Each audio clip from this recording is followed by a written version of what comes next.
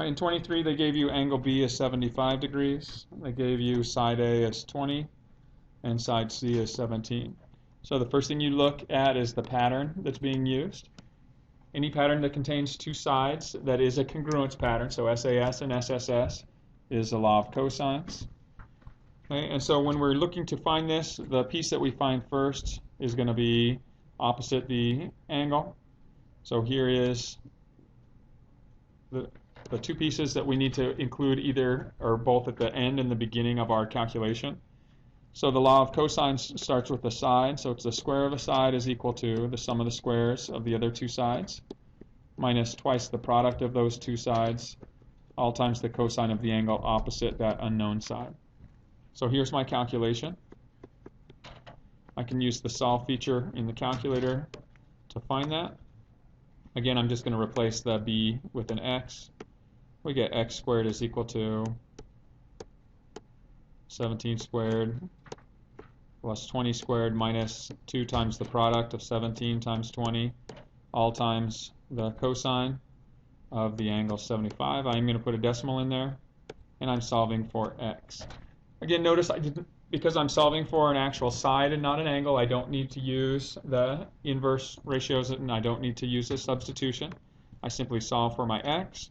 It is going to give me a positive and negative value. I'm just going to choose the positive. So b is equal to about 22.6. Once you have the measure for that third side, you can go in and find the other angles, both A and C, either using law of cosines or law of sines. It doesn't matter whichever one you want to use. I'm just going to set it up as the law of sines, and I'm going to find angle A first. So the sine of A over the side opposite it, 20, is equal to the sine of the known angle, 75, over the side opposite it, which we just found. Again, if we were looking to solve this on our calculators, we would see that the TI-89 does not solve for a variable inside of a trig ratio. So we are going to have to use substitution. Let x be the whole sine ratio for A. And solve. F2 algebra tab. Set it up. X divided by 20 is equal to the sine of 75 divided by this measure, 22.6. So again, what I can do is go up and just highlight this, subtract everything.